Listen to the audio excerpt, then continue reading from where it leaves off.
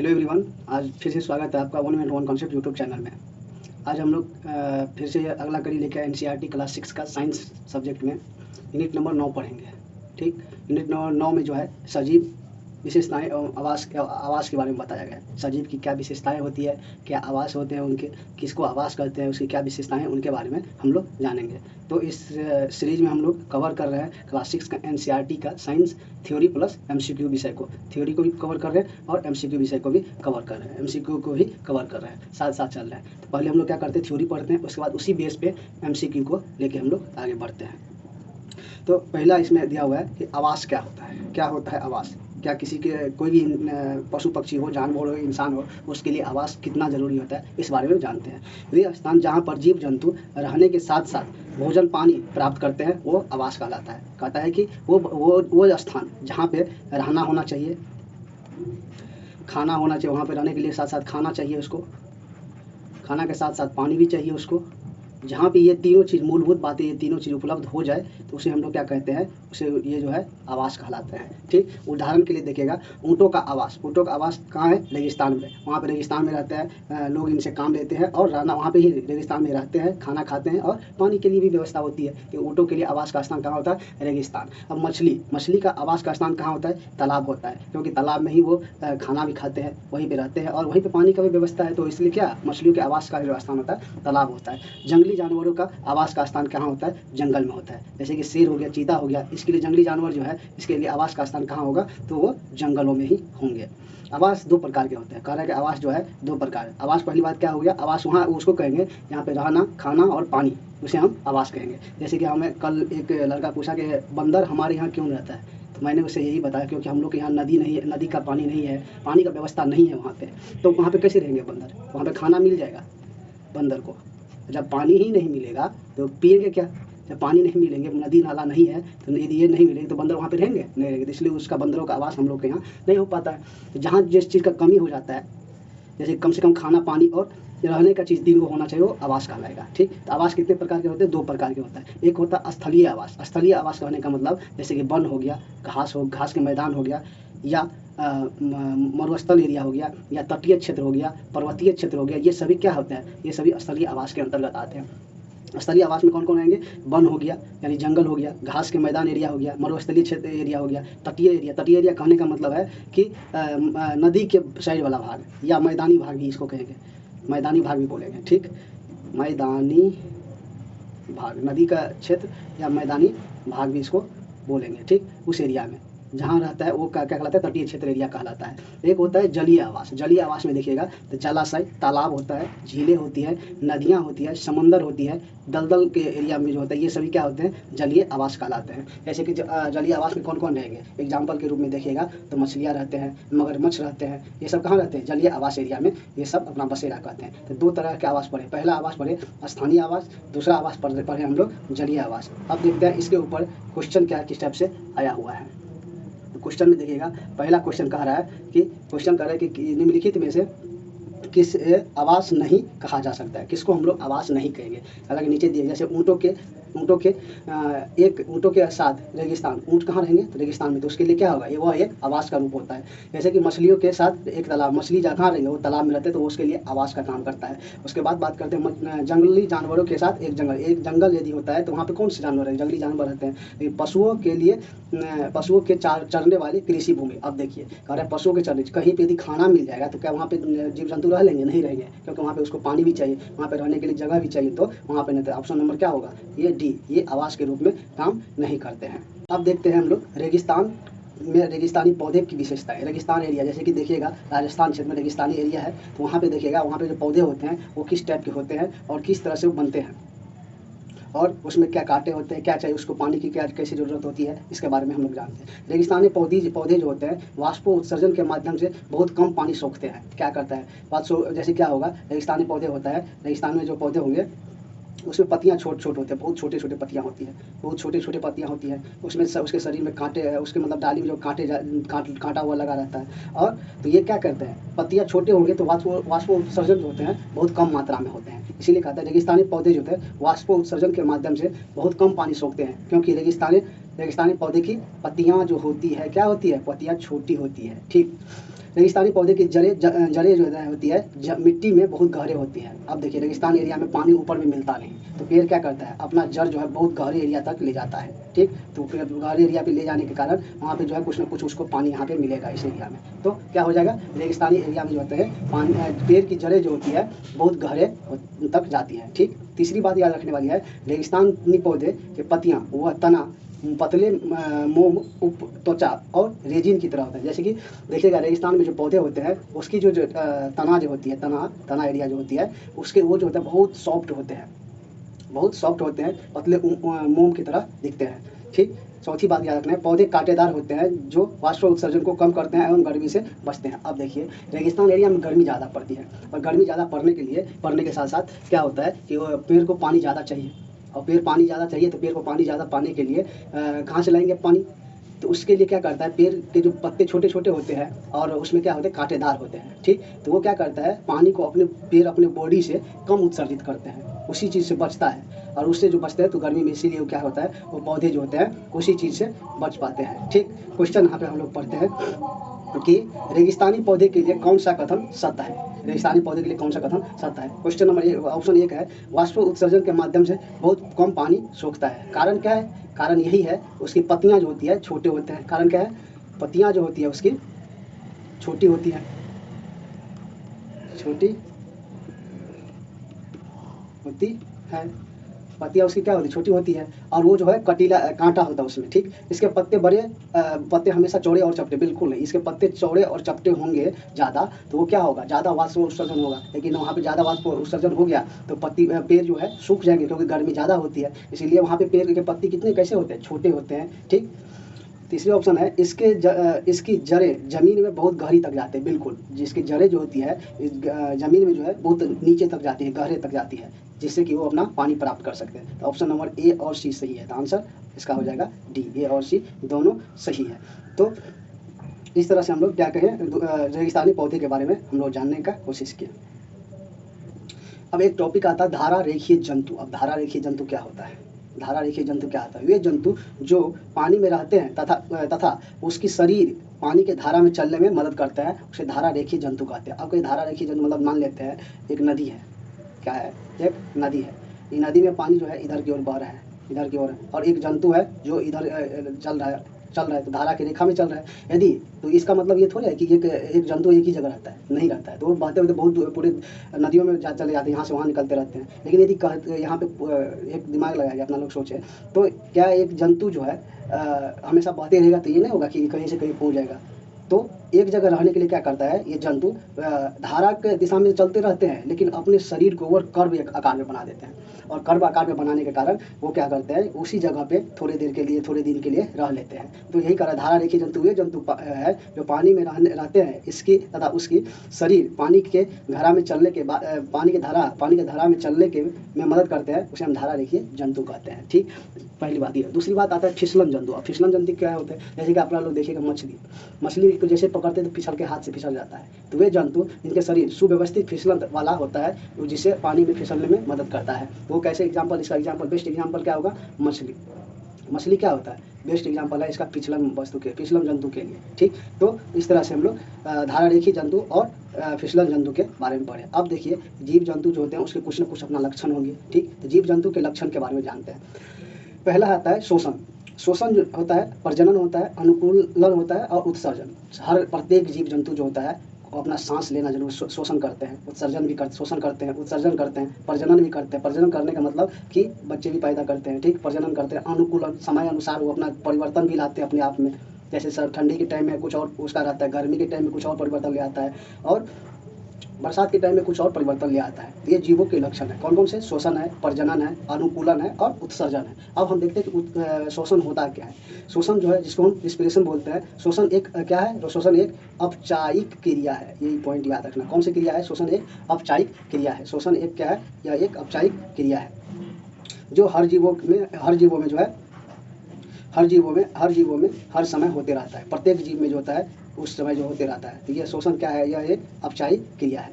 तो प्रत्येक जीवों में हर समय होते रहता है। अब प्रजनन की बात करते हैं। प्रजनन क्या है? प्रजनन की बात करें, जीवधारी प्रजनन क्रिया के द्वारा ही अपने जैसे जीवों पैदा करता है, उसे प्रजनन करता है। कोई भी जीव होता है तो अपने जैसा जीव पैदा करने के लिए क्या करेगा, वो जीवधारियों के साथ प्रजनन क्रिया करते हैं और अपने जैसे ही बच्चे को पैदा करते हैं। तो वो क्या कहलाता है? प्रजनन कहलाता है। अपने जैसे भी हो और अलग भी हो सकते हैं। ठीक, प्रजनन क्या होगा? अपने वो जो है बच्चे पैदा करते हैं, उसे हम लोग क्या कहेंगे? प्रजनन के भाग को प्रजनन कहेंगे। ठीक, अब बात आता है अनुकूलन की। अनुकूलन किसे कहते हैं? अनुकूलन जो होता है, प्रत्येक जीव वातावरण में निरंतर होने वाले परिवर्तन के अनुसार अपनी संरचना और क्रियाओं में परिवर्तन करता है। जैसे कि एग्जाम्पल में देखिएगा, कोई जीव जंतु है, गर्मी के दिन में अपना चेंजेबिलिटी ले आता है, सर्दी के दिन में भी अपना बदलाव ले आता है, उसके स्ट्रक्चर में बदलाव यानी उसकी संरचना में बदलाव आ जाते हैं। बरसात के टाइम में भी बदलाव हो जाते हैं। जैसे कि मेढक बरसात के टाइम में देखिए बाहर आ जाता है, लेकिन वही गर्मी और सर्दी के टाइम में देखिए तो मिट्टी के अंदर चले जाते हैं।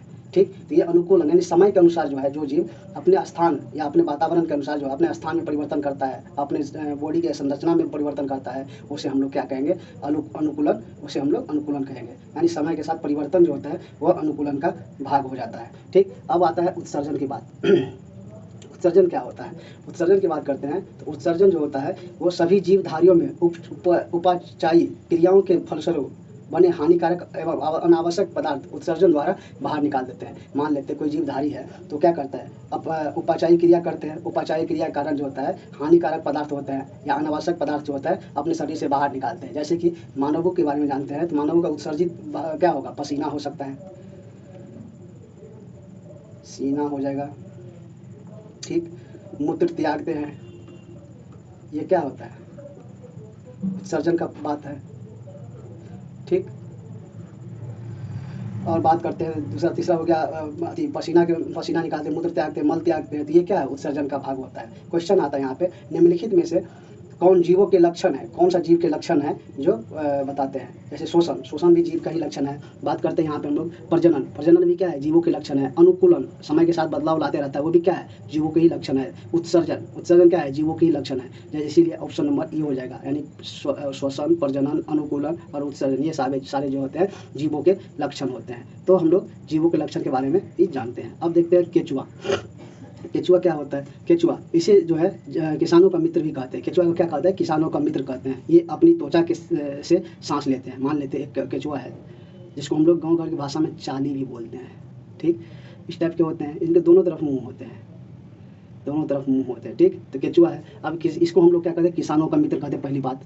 ठीक, दूसरी बात कह रहा है कि ये अपनी त्वचा से ही सांस लेते हैं। किससे माध्यम? इसकी जो स्किन है इसी के माध्यम से केचुआ जो है सांस लेते हैं। ठीक, इसकी त्वचा जो है बहुत मुलायम होता है, सॉफ्ट होता है और पतली होता है। और सॉफ्ट और पतली होने के कारण जो रहता है इसके त्वचा के क्षेत्रों में जो होता है कुछ छोटी छोटी रक्त कोशिकाएं बनी होती है, और उसी रक्त कोशिकाओं में जो होता है ऑक्सीजन भी जाता है और हीमोग्लोबिन भी उसके बॉडी में जाते हैं। तो ऑक्सीजन के माध्यम से सांस लेके वो हीमोग्लोबिन से भी अपनी एनर्जी पर अति करता है और CO2 को छोड़ देता है। तो एक केचुआ में भी बात होता है। चौथी बात है कि वो जमीन के 1 मीटर अंदर तक होते हैं।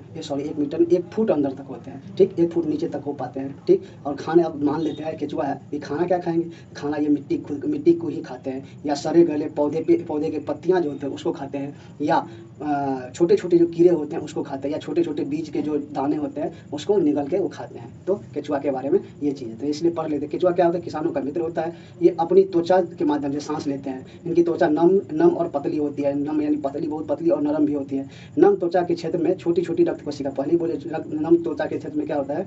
छोटी छोटी रक्त कोशिकाएं पाए जाते हैं, जहाँ से हीमोग्लोबिन व ऑक्सीजन ग्रहण करते हैं और CO2 को छोड़ देते हैं। हीमोग्लोबिन और ऑक्सीजन को ग्रहण करेंगे और CO2 को छोड़ देंगे। पृथ्वी के अंदर लगभग 1 फुट गहराई तक जो होती है ये घुसे रहते हैं। 1 फुट नीचे तक जो है ये घुसे रहते हैं। इसका भोजन मिट्टी, सड़ी गली पत्ती, बीज और कीड़ों द्वारा होता है। इसी को खा के क्या करता है केचुआ? अपना जीवन निर्वाह करता है। मिट्टी को खाते हैं, सड़ी गली पत्ती को खाते हैं, बीज को खाते हैं, छोटे छोटे कीड़ों मकोड़ों को भी खाते हैं और ये अपना भोजन प्राप्त करते हैं। अब ये बात है किसानों का मित्र क्यों कहा जाता है? इसको केचुआ को किसानों का मित्र इसलिए कहा जाता है, मिट्टी को क्या करता है? ये खाता है और उसको दूसरे माध्यम, एक साइड खाते हैं और दूसरे माध्यम से निकालते हैं, यानी जादू, मतलब उसको चाल देते, तोड़ देते हैं। मिट्टी को तोड़ने का काम करते हैं, एक दूसरे के पार्ट को तोड़ देने का काम करता है। तो वो क्या करते हैं? वो केचुआ कहलाता है। और केचुआ इसीलिए जो है किसानों का मित्र कहलाता है।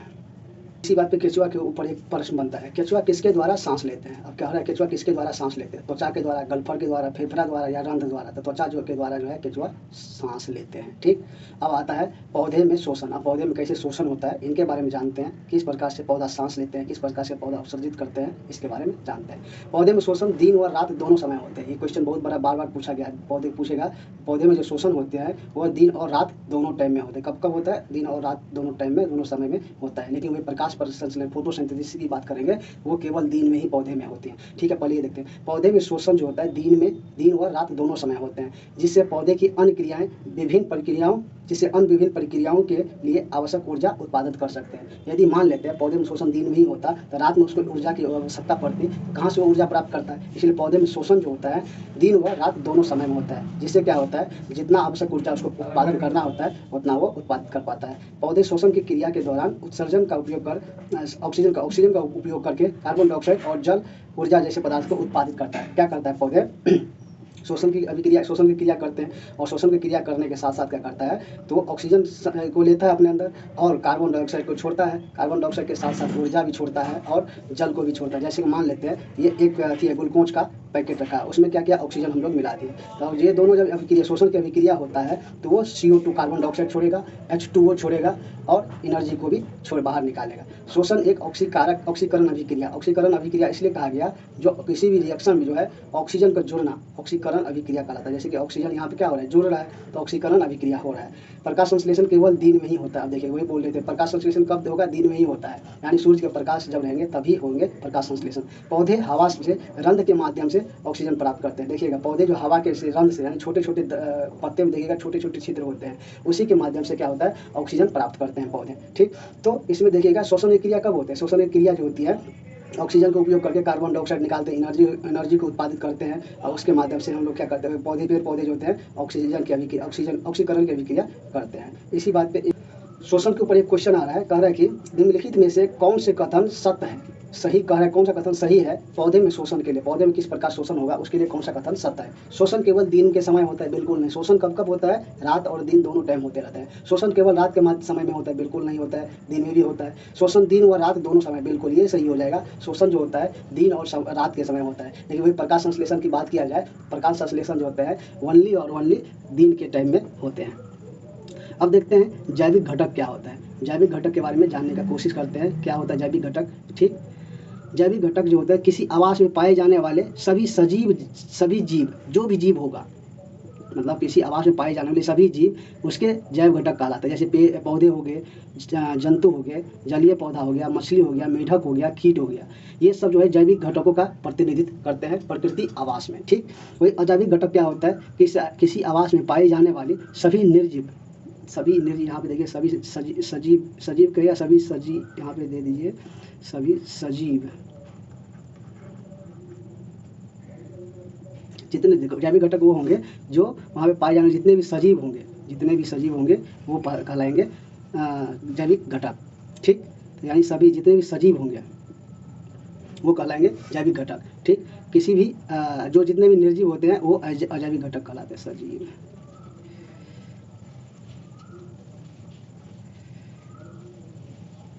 जितने भी सजीव होंगे वो कहलाएंगे जैविक घटक। लेकिन किसी आवास में पाए जाने वाले सभी निर्जीव वस्तुएं उस आवास के अजैव घटक कहलाते हैं। क्या कहलाता है, उस आवास के अजैव घटक कहलाते हैं। जैसे सूर्य का प्रकाश यह अजैव घटक है, उष्मा क्या है यह अजैव घटक है, जल अजैव घटक है, वायु अजैव घटक है, मिट्टी अजैव घटक, क्योंकि ये सब जो होता है निर्जीव चीज़ों में आते हैं, इसीलिए क्या होंगे ये अजैव घटक आएंगे। जैविक घटक कौन होंगे, जो सजीव वस्तुओं में आएंगे। लेकिन अजैव घटक की बात करते हैं वो होंगे जो निर्जीव वस्तुओं के अंतर्गत आते हैं, तो वो होते हैं अजैव घटक। बात करते हैं हम लोग पारिस्थितिक तंत्र या पर्यावरणीय क्षेत्र की बात करते हैं। क्या होता है पारिस्थितिक तंत्र और पर्यावरणीय क्षेत्र क्या होता है। प्रकृति आवास प्रकृति आवास हो गया या किसी प्रजाति विशेष के पौधे या जीवों या अन्य जीवधारियों के रहने का एक स्थान ही पारिस्थितिक या पर्यावरणीय क्षेत्र होता है। मान लेते हैं कोई प्रजाति है, उसके रहने का काम, उसके वहाँ पे पानी का काम होना चाहिए, वहाँ पे नए जीवधारी जो आते हैं उसका एक स्थान होता है, उस जगह को हम लोग कहेंगे पारिस्थिति, या उस एरिया को कहेंगे पारिस्थितिक क्षेत्र कहते हैं। ठीक, जैसे वन में जीव जंतु रहते ही हैं, घास के मैदान में भी जीव जंतु रहते हैं, उसके बाद रेगिस्तान में भी जीव जंतु रहते हैं, पहाड़ पे भी जीव जंतु रहते हैं, ध्रुवीय क्षेत्र एरिया में रहते हैं, जलीय आवास एरिया में भी जीव जंतु रहते हैं। इसको हम लोग क्या कहेंगे, इसको हम कहेंगे पारिस्थितिक इकोसिस्टम या पर्यावरणीय क्षेत्र कहेंगे। ठीक, एक काम है और एक पॉइंट और है, वर्तमान में कृषि और निर्माण संबंधी गतिविधियां के प्रसारण के कारण निम्नीकरण, भूस्खलन, मृदा अपरदन, मरुस्थलीय पर्यावरण के प्रमुख खतरा है। देखिए, जैसे कि अभी आप अपना लोग जानते हैं कि सऊदी अरेबिया में क्या हो गया, बाढ़ आ गया है। कारण क्या है, वहाँ पे बहुत ज़्यादा ही भूस्खलन हुआ है, बहुत ज़्यादा ही वहाँ पे बहुत निर्माण कार्यविधि हो रहा है। इस कारण क्या हो रहा है, वहाँ के पर्यावरण जो होता है प्रदूषित हो गया, और प्रदूषित होने के कारण जो होता है वहाँ पे भूस्खलन हो जा रहा है, वहाँ पे बाढ़ आ रहा है, अत्यधिक वर्षा हो रहा है। ये सब कारण ही होते हैं वहाँ पे। जैसे कि अभी अपना लोग इंडिया की बात करते हैं, इंडिया में देखिएगा लद्दाख एरिया में एक प्रोटेस्ट कर रहे हैं। कारण क्या है, यही कारण है कि यदि वहाँ पे निर्माण ज़्यादा हो जाएगा, वहाँ पे भूस्खलन की समस्याएं हो जाएगी, वहाँ पे गर्मी कारण बर्फ़ पिघलने लगेंगे और वो एरिया जो है डूब जाएगा। इसीलिए वहाँ पे जो है अभी धरना प्रदर्शन कर रहे हैं वहाँ के जनता लोग। तो इस कारण ही जो होते हैं वहाँ पे ये सब। क्वेश्चन अब यहाँ पे देखते हैं हम लोग। क्वेश्चन नंबर 6 है, कह रहा है कि उस सेट को चुनो जो प्रकृति आवास के केवल जैविक घटकों का प्रतिनिधित्व करता है। जैविक घटक कहने का मतलब जो भी सजीव होगा, जैविक घटक कहने का मतलब जो भी सजीव होगा वो जैविक घटक के अंतर्गत आते होंगे। जैसे बाघ सजीव है, हिरण सजीव है, घास सजीव है, मिट्टी, देखिए यहाँ पे देखिए मिट्टी जो है ये क्या हो गया और जैविक घटक में आ जाएगा क्योंकि ये निर्जीव हो जाते हैं, तो ये ऑप्शन नहीं होगा। बात करते हैं चट्टान। चट्टान भी क्या है, यह अजैविक घटक है, मिट्टी अजैविक घटक है, पौधे जैविक घटक है, वायु अजैविक घटक है, इसीलिए क्या होगा, ये भी नहीं होगा। क्यों, क्योंकि ये सारे के सारे अजैविक है, एक ही चीज़ है, पौधे जैविक घटक, और जैविक घटक वो होते हैं जो सब सजीव होंगे। अब देखिए सी नंबर ऑप्शन, रेत हो गया, कछुआ हो गया, केकड़ा हो गया और चट्टाने हो गया, ये सब जो होते हैं अजैविक घटक ही होते हैं। ठीक, क्योंकि रेत देखिएगा अजैविक घटक है, कछुआ जैविक है, केकड़ा भी जैविक है, लेकिन चट्टाने क्या है, अजैविक है, इसलिए ये भी ऑप्शन नहीं होगा। आप ऑप्शन नंबर डी देखते हैं, जलीय पौधे, मछली, मेढक और कीट, ये सब क्या है, सजीव वस्तु है, सजीव जीव जंतु हैं, तो ये क्या हो जाएंगे, जैविक घटक के उदाहरण हो जाएंगे। जैविक घटक और अजैविक घटक सबको समझ आ गया होगा, क्योंकि जिस तरह से बताया होंगे, जैविक घटक वो होते हैं जो सजीव वस्तुएं होती हैं उसमें ज़्यादातर, और अजैविक घटक वो होते हैं जिसमें निर्जीव वस्तुएं होती हैं, वो अजैविक घटक कहलाएंगे।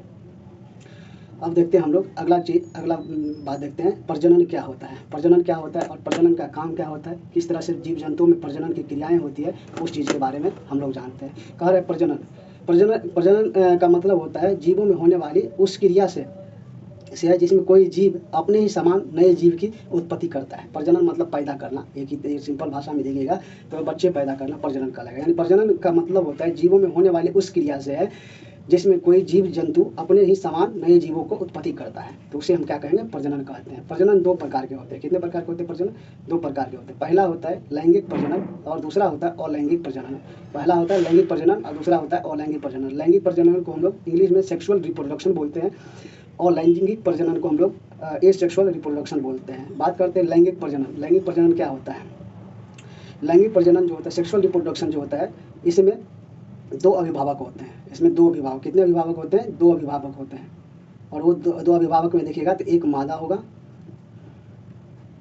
एक मादा होते हैं और दूसरा जो होते हैं नर होते हैं। यानी लैंगिक प्रजनन में जो है नर और मादा दोनों होते हैं। ठीक, इसमें संतान अभिभावक के समान नहीं होते। इसमें संतान जो होता है, जो बच्चे पैदा होते हैं, वो जरूरी नहीं है कि अभिभावक के समान होंगे। ठीक, तीसरी बात यह उच्च स्तरीय जंतुओं में पाया जाता है। उच्च स्तरीय जंतु कहने का मतलब हो गया कि जो ज़्यादा तरह से देखिएगा तो ज़्यादा बुद्धिजीवी एक तरह से कहिए तो। ठीक, जैसे कि मनुष्य हो गया, मनुष्यों में क्या होता है, लैंगिक प्रजनन होता है। कुत्ता हो गया, मनुष्य हो गया, कुत्ता हो गया, लैंगिक प्रजनन होता है। डंकी यानी बंदर जो होता है उसमें लैंगिक प्रजनन होता है। इसमें युग्मक की आवश्यकता होती है। युग्मक यानी जाइगोट जो होते हैं, जाइगोट पहले दोनों रिप्रोडक्शन सिस्टम में आएंगे और वो जाइगोट का निर्माण करेंगे, उसका बच्चा बनता है।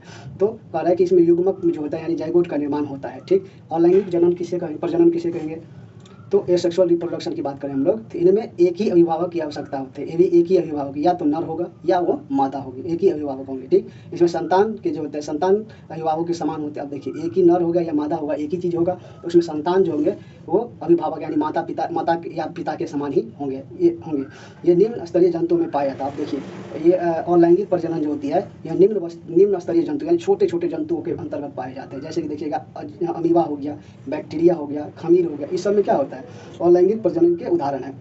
इसमें युग्मकों की आवश्यकता नहीं होती है।